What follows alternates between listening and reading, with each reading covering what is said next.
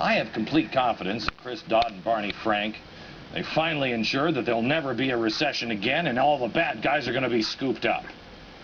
Yeah. Can we put these guys together? I morphed them because I don't think these are separate people. I think they're this guy. Frank and Dodd. Oh! We're creating a monster in Washington, and that's what it is, Frank and Dodd. And the monster is out again. Grab your torch. Bring out the monster! These guys are about to throw your children into a well that they'll never get out of. They have a great track record. No, Frank and Dodd, they do. Especially when they get on the scent of something's wrong with the financial sector. Oh, boy, they got it right. Do you remember when Dodd, half of Frank and Dodd, said Fannie and Freddie are very liquid. They're in good shape, in my view. That was good. And how about when Barney said this? I think this is a case where Fannie and Freddie are fundamentally sound, but they are not in danger of going under. They're not the best investments these days from the long-term standpoint going back. I think they're in good shape going forward. They're in the housing market. I do think their prospects going forward are very solid. No, very solid, very solid. Yeah, they were completely wiped out, and now we're floating them. Yeah, all taxpayers. We're in trouble, gang. We're in big trouble. Last time they did this was healthcare, and you know what happened. Oh, no. Actually, you probably don't.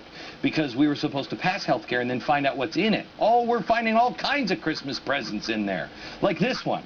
Have you heard of the free rider provision? This is good. If a company offers coverage, but the premiums are above 9.5% of an employee's household income, the coverage is deemed unaffordable. And they're going to have to slap the employer with a penalty. And the worker may then be qualified for, say it with me, federal subsidies. The penalty is $3,000 a year for each employee. You know what? I love this because in this language it says that it would be deemed too expensive. I'm wondering who does the deeming. No, don't ever ask a question that you don't know the answer to. I'll show you in a minute. As healthcare costs go up, dropping coverage likely will be the cheaper option, so more people will end up having their healthcare subsidized by the federal government. Who told you that would happen? No, that's crazy talk. It's in the healthcare bill that we now have. They also told us that it would be deficit neutral. Remember when the CBO came out with the low-cost estimate below $1 trillion, and the Democrats almost wet themselves because they're like, oh, it's deficit neutral. We're like, no, it's not. That number's bogus. I haven't heard about any Democrats talking about how the CBO has now come out and said, yeah, about those healthcare costs, we were only off. Calculator, I guess the 115 button didn't work. We're off by $115 billion. So it's more expensive than they thought. Plus, the doctor fix.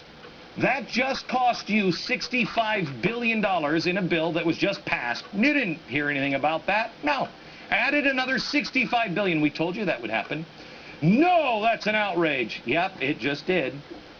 Now, major companies. We talked about how these major companies were going to be hit, and they're going to drop their health care. We told you this.